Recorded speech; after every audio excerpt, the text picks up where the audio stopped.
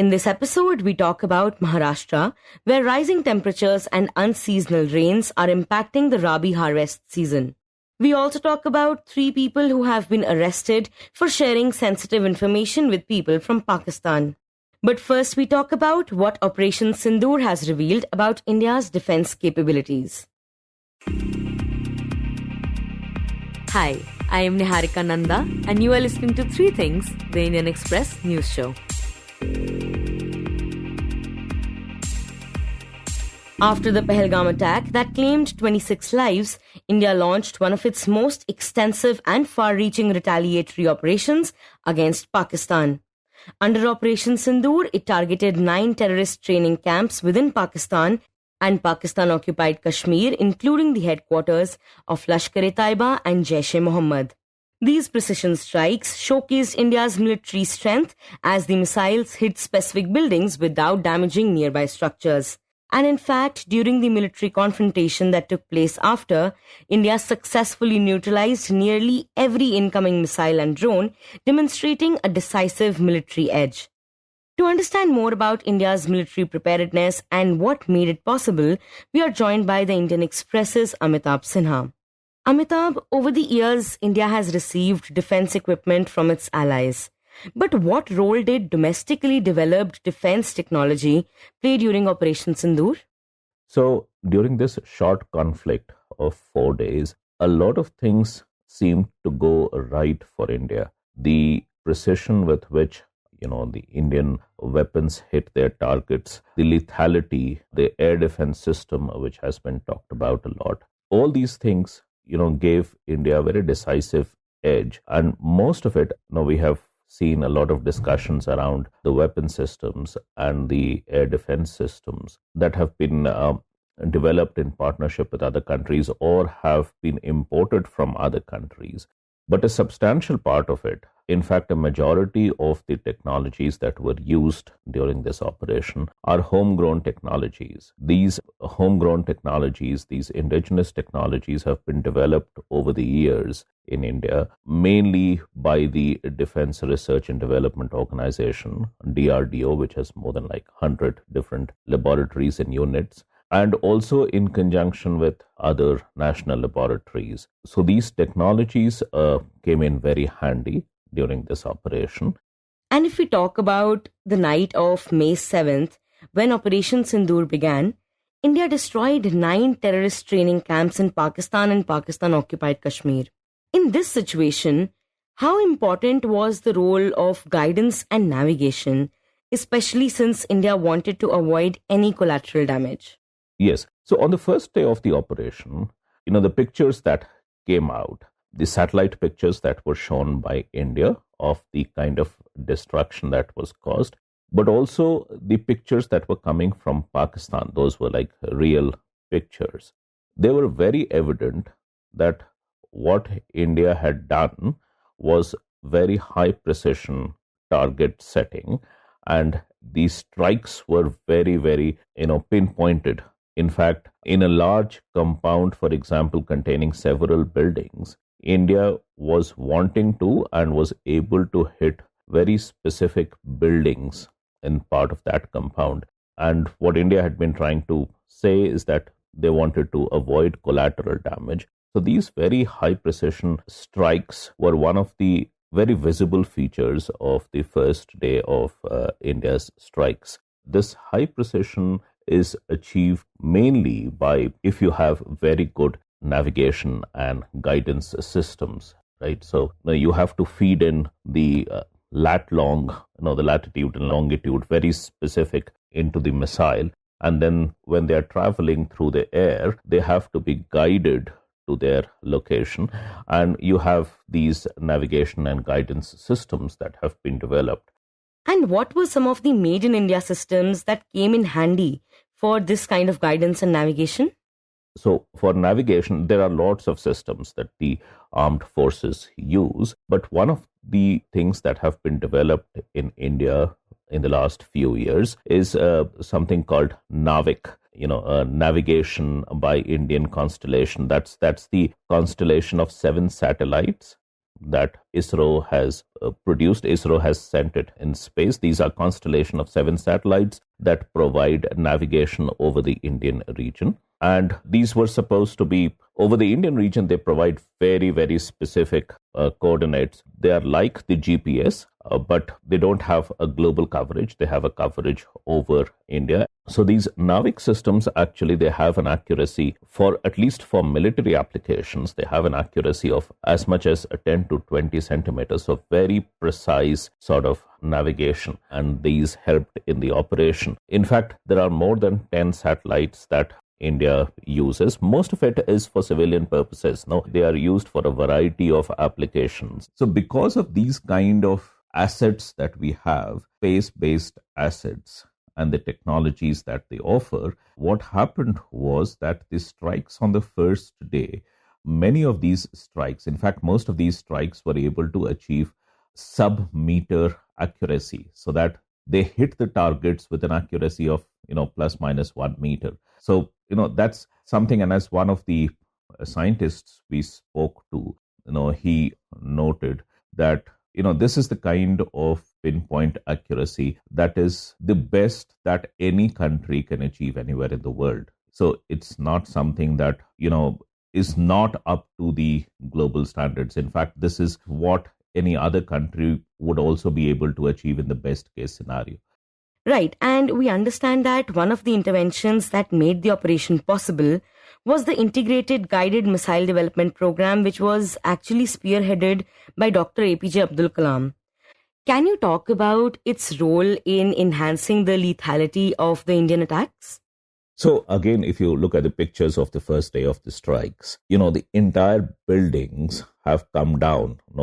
The strikes were very, very lethal. They were very powerful. And now there are pictures and videos available. People have gone to the site to assess the damage. And you can see that, a single strike, a single missile has completely taken down 3-story or 2-story, 3-story buildings, completely destroyed them. So that, lethality is a function of how powerful your missiles are, how good the explosives that they carry have been. And the missile program, as one of our, people we spoke to, this missile program the development of missile program has been going on for a very long time. And as you also mentioned, this integrated guided missile development program, which looks at, all kinds of missiles, and we regularly test them. This was something that was, spearheaded by Dr. Kalam.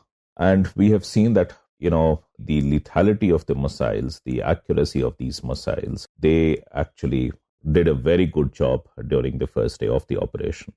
Also, Amitabh, India's interception of Pakistan's drones and missiles definitely saved us from a lot of damage. The radar and air defense systems provided by the Russian S-400 were kind of a game changer for India, and it was even praised by the Prime Minister. But as you mentioned in your story, the indigenous radars also played a crucial role on the battlefield. How did they do that? Yes. So the role of S-400 has been talked about, extensively, mainly because it was a very prized sort of asset that India had been able to obtain from Russia against the wishes of some of the other countries.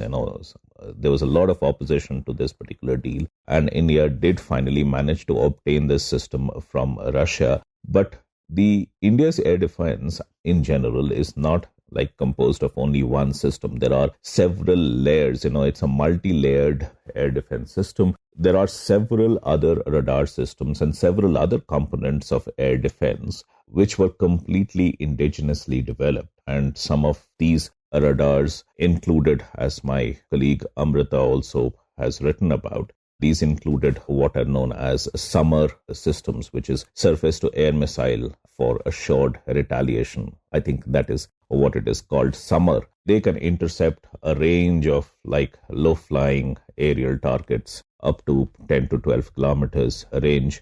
Then you had Rajendra radars or Rohini 3D radars. You had other lightweight radars. There's something called LLTR. All these are indigenously developed radars. Then you had different kinds of guns that were used to take down the incoming missiles and drones. So it was a multi-layered, response to the incoming attack from Pakistan. And the system as a whole performed very, very well. So what happened was that we were able to intercept the incoming missiles, and particularly drones, which they sent in hundreds, and were able to shoot down one, detect, and then we were able to shoot them down with a lot of accuracy. And talking about drones, Amitabh, you write that this was the first India-Pakistan conflict where drones and other unmanned systems were used. Talk about the importance of unmanned vehicles in a situation like this. So, if you remember the previous small operation that India did in 2019 in Balakot, we actually, these aeroplanes, the fighter jets, actually crossed over into Pakistani aerospace.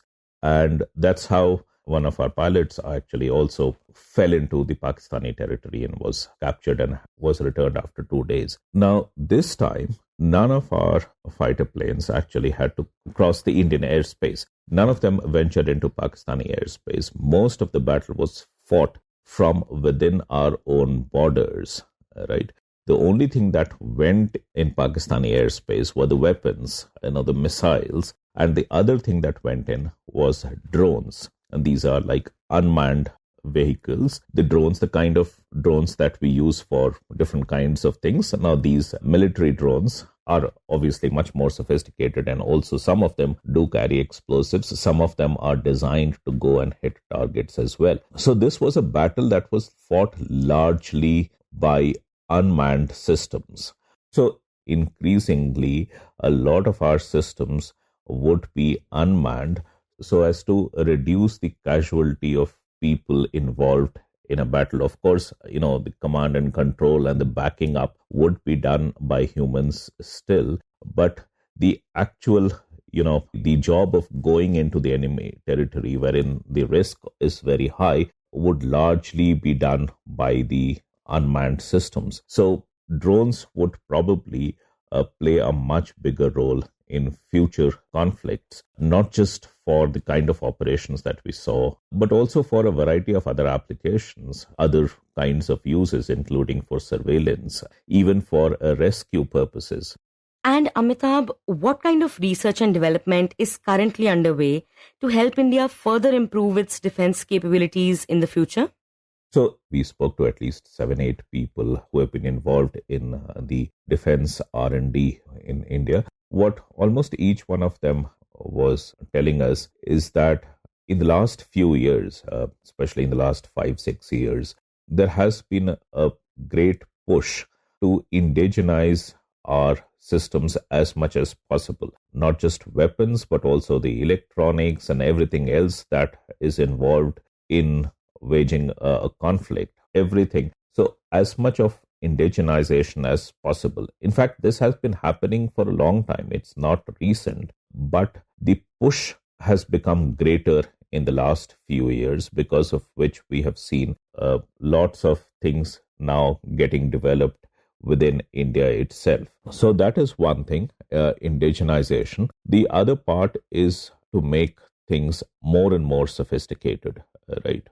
Increase the accuracy, increase the lethality of systems that we already have. Then the third part is not just production of systems, but also securing the supply chain of these systems, the raw materials, and where do we get them from, the electronics that, get into these systems. Can we secure these supply chains of these components that go into these weapons and the ancillary systems? Can we secure the supply chains as well? So there is a lot of emphasis on that as well. So going forward, probably we'll see lots and lots of a majority of our defense requirements being produced within the country itself.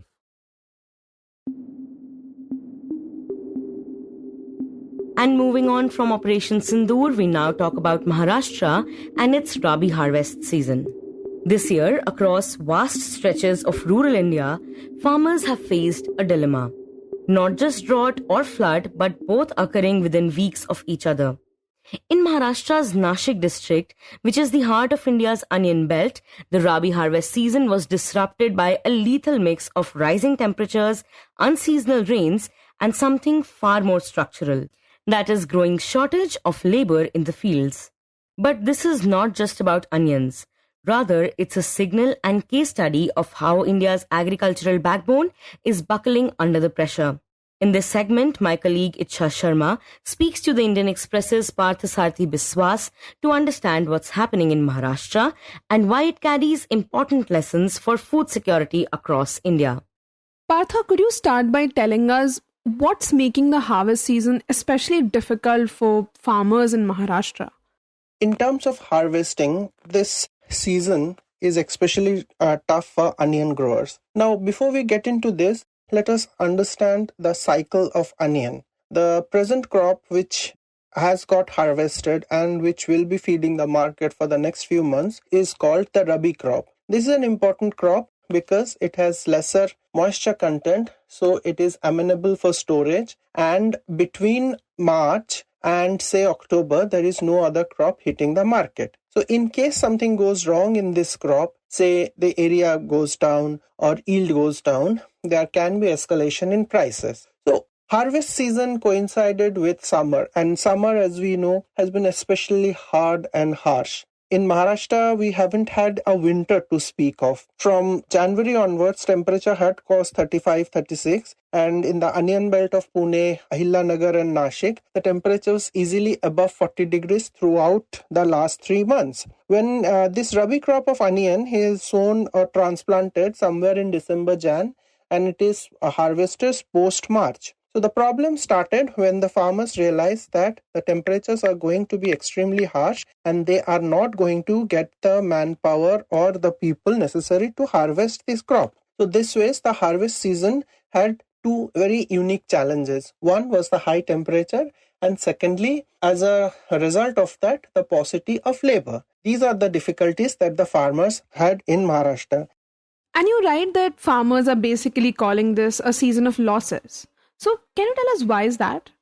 There are a few causes for that. One, obviously, is the prices. This year, we had a bumper Rabi crop. The total Rabi acreage of the country was above 12 lakh hectares. Maharashtra alone contributed 6 to 7 lakh hectares of that. The prices, if we see the wholesale prices or the mandi prices of onion, they are anything between 12 to 13 rupees a kg or 1,200 to 1,300 rupees a quintal. Given the cost of production, obviously it's a back of the envelope calculation, is above 20 rupees. This prices results in losses for the farmers. That's why the farmers are saying that financially they are at a loss. Secondly, labor costs have gone up. As I explained earlier, labor is very difficult to get, and the labor costs have gone by around 100 to 200 rupees per person, which has increased their cost of production. And thirdly, because of the heat, the onion crop has seen losses. First, it was shrinkage because of the heat, and secondly, we had a few extreme heavy showers during the harvest cycle, which has resulted in losses.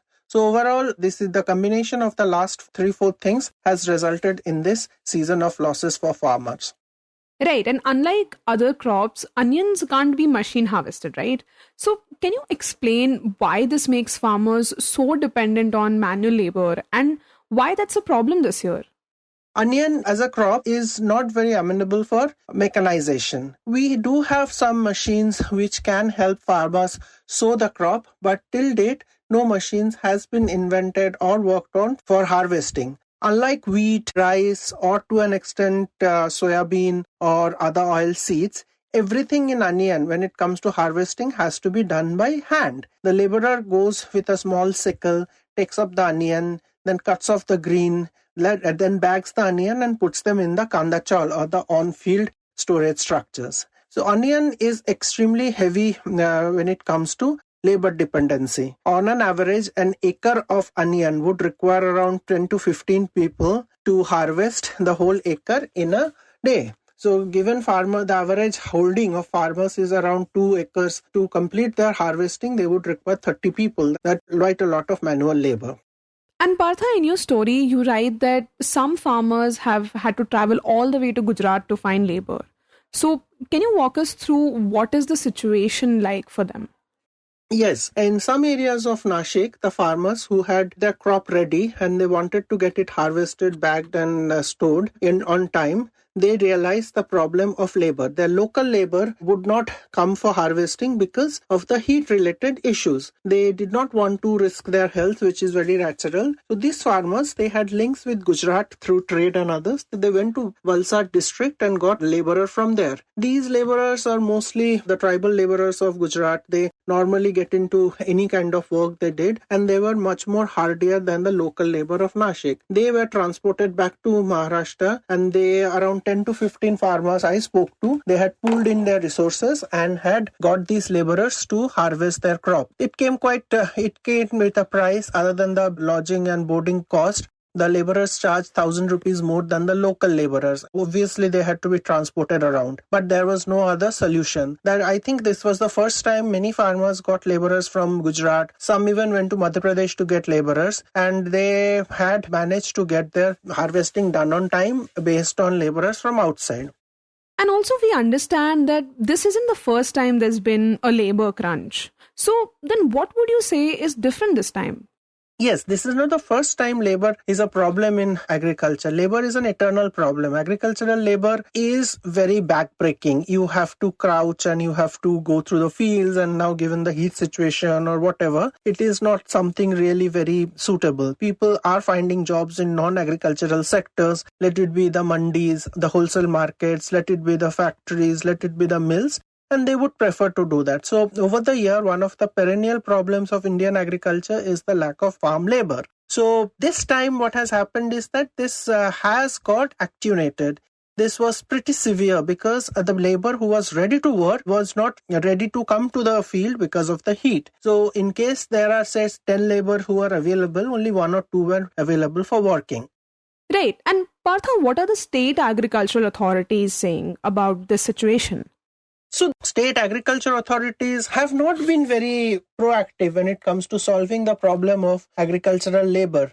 Because as a problem, this has to be looked on at a holistic way. In fact, if you can use schemes like Manrega or anything else to ensure that the individual farmers benefit from such scheme, maybe they will take off. And obviously, for crops like onion, there must be some very heavy-duty R&D to ensure mechanization gets to all field. This problem of agri-labor is being faced in even sugarcane, which is one of the most end-to-end well-managed and well-organized industry or well-organized crop, but they have got cane harvesters, but they are not extremely efficient. There are problems, but still there is an option for manual labor which is not there in onion. The state authorities have not really been very helpful about it, but I think they would work on it. And also you highlighted the unharvested crop in your story. So what happens to that? Like, can it still be saved, or is it likely to be a complete loss? So there has been some reports of unharvested crop, but if it not harvested on time, they will again, with the rains and everything, they will again germinate and the bulb will shrink up. So that is going to be complete waste of the farmers' inputs. And Partha, we know that Maharashtra is India's onion hub. So how does a regional disruption like this ripple across, national supply chains? Well, to be honest, as I mentioned earlier, we have a bumper crop. We have around 12 lakh hectares of area under onion this time. So farmers would, yes, there has been losses. The losses, obviously these are not very scientific figures, but the market intelligence tells us that around 10 to 15% quality loss has happened of the harvested figure. But this is not going to play a very big role because we would have lots of onion. As the area has increased, productivity has been good, but the small losses will be absorbed in the quantity. And lastly, are there any warning signs that similar labor or climate-linked disruptions might hit other agricultural belts in the country? Yes, there are many signs. There are many signs of this. Onion is one of the examples. And climate change being a harsh reality, the agriculture sector is the one which is facing the music the first. For example, last year, because of the extreme temperatures in summer, the summer tomato crop was completely wasted in many parts of Maharashtra. And then there have been reports of other crops. For example, we had seen in case of sugarcane this time, there has been early flowering, which reduced the quantity of sugarcane available for crushing. And in total, it just squeezed the sugar availability or the production figures a lot for Maharashtra. Climate change as a phenomenon is taking its toll in the agriculture sector, and we need some kind of holistic and very intensive research on how to tackle this. The research has to be translated from the lab to the land, and the climate scientist and the agricultural scientist should work in synergy to develop SOPs and develop protocols which will help the farmer. And in the end, we talk about the police arresting 3 people for allegedly sharing sensitive information with Pakistan. The Indian Express's Abhimanyu Hazarika reports that a 26-year-old man named Arman was arrested on Saturday in Haryana for allegedly spying for Pakistan. New police said, marking this to be the latest in a string of national security-related detentions in the state. He was apprehended by the police from Nagina station in Nuh district. According to Abhimanyu's report, authorities allege that Arman had been sharing sensitive information related to the Indian Army and other military activities with an employee at the Pakistan High Commission in New Delhi through WhatsApp and other social media platforms. A spokesperson of the Nuh police confirmed the arrest and said that Arman is a resident of Rajaka village. Abhimanyu quoted the official saying, "Given it is a case related to national security, we cannot divulge much at this stage. His phone and other evidence are being analyzed." The police informed that a search of Arman's mobile phone allegedly revealed conversations, photographs and videos sent to contacts with phone numbers traced to Pakistan. Arman was sent to police custody for 6 days by a local court on Saturday and faces charges under multiple sections of the BNS as well as Official Secrets Act. However, Arman's family members have said that he has been a very good child. On the condition of anonymity, a family member of Arman's told Abhimanyu, "The police have not questioned us yet. I do not know what the government has on him, but it seems like the allegations are all wrong. We have relatives in Pakistan with whom we are in contact." This, however, is not the first arrest in Haryana in a case of this sort. On Friday, police had also arrested Jyoti Rani, a popular travel blogger with over 377,000 YouTube subscribers and 132,000 Instagram followers, for allegedly passing sensitive information to a Pakistan official. Rani, whose YouTube channel is called Travel with Joe, is said to have come into contact with the official while visiting Pakistan High Commission in 2023 to obtain a visa. Abhimanyu reported that the man she allegedly communicated with, identified by the police as Ehsan-ur-Rahim, also known as Danish, was declared persona non grata by the Indian government on 13th of May and ordered to leave the country.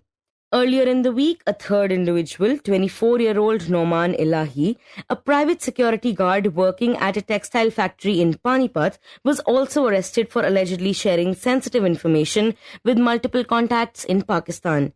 Elahi is originally from Uttar Pradesh.